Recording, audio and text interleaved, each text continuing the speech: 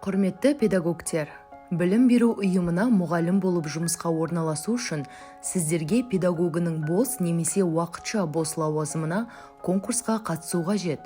Конкурсты білім беру ұйымы өткізеді. Бос лауазымдардағы әр педагогке сағат саны педагогтың 1,5 мөлшерлемесінен аспауы керек. Жаңа білім беру ұйымы ашылған кезде сондай-ақ оқушылардың белгілі бір контингенті жаңа білім беру ұйымына ауысқан жағдайда оқушы орындарының тапшылығы, осы сыныптарда сабақ берген және сыныптық басшылықты жүзеге асырған педагогтерді жұмысқа орналастыру конкурстық рәсімнен өтпей-ақ ауыстыру тәртібімен жүргізіледі. Конкурс кезеңдері. Білім беру ұйымы конкурс өткізу туралы хабарландыруды келесі платформалардың бірінде жариялайды. Интернет-ресурс, білім беру ұйымының немесе білім беруді басқару органының әлеуметтік желілердегі ресми аккаунттары, мемлекеттік органның ақпараттық жүйесі. Білім беру ұйымы конкурстың өткізілетін күні мен орнын айқындайды және конкурс комиссиясын құрайды. Бұдан әрі конкурсқа қатысуға ниет білдірген кандидаттардан құжаттар қабылданады. Кандидаттардың құжаттары Қазақстан Республикасы Білім және Ғылым министрінің нөмірі 338 бұйрығы бойынша педагог лауазымдарының үлгілік біліктілік сипаттамаларымен бекітілген біліктілік талаптарына сәйкестікке қаралады. Конкурс комиссиясы қорытынды отырыс өткізеді. Конкурсқа қатысуға құжаттар 7 жұмыс күн ішінде қабылданады.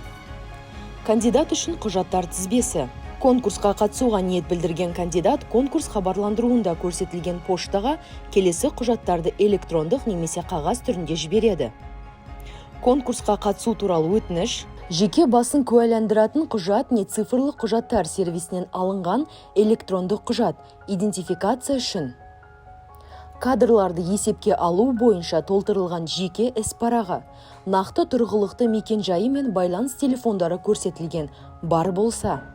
Педагогтердің үлгілік біліктілік сипаттамалары мен бекітілген лауазымға қойылатын біліктілік талаптарына сәйкес білімі туралы құжаттардың көшірмелері. Еңбек қызметін растайтын құжаттың көшірмесі бар болса. Денсаулық сақтау саласындағы есепке алу құжаттамасының нысандарын бекіту туралы Қазақстан Республикасы Денсаулық сақтау министрінің міндетін атқарушының 2020 жылғы 30 қазандағы бұйрығымен бекітілген нысан бойынша денсаулық жағдайы туралы анықтама. Психоневрологиялық ұйымнан анықтама.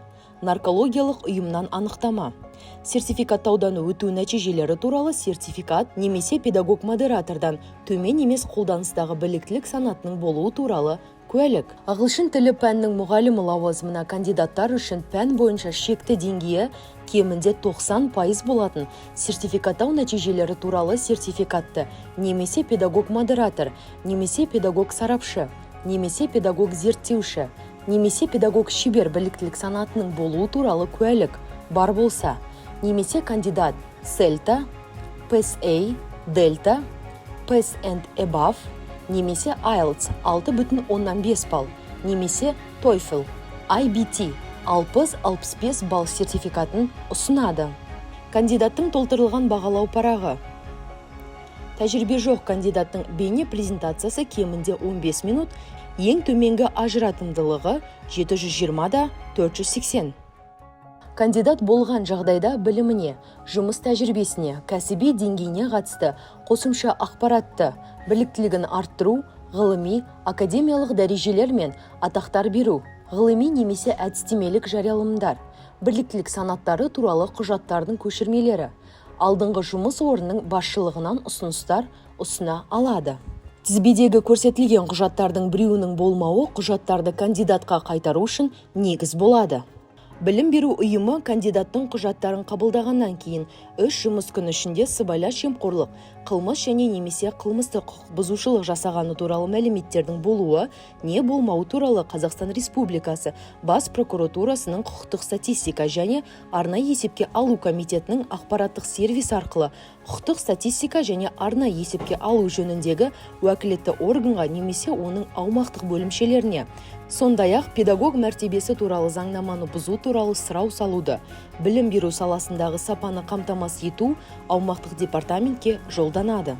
Қазақстан Республикасының қолданыстағы заңнамасына сәйкес жұмысқа орналасуға тыйым салатын сыбайлас жемқорлық қылмыс және немесе қылмыстық құқық бұзушылық және немесе педагог мәртебесі туралы заңнаманы бұзушылық жасалғаны туралы мәліметтер анықталған кезде педагог кез келген кезеңде конкурстан шеттетіледі.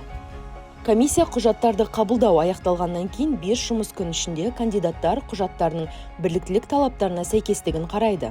Содан кейін конкурс комиссиясы бағалау парағында кандидат көрсеткен балдарды есептейді.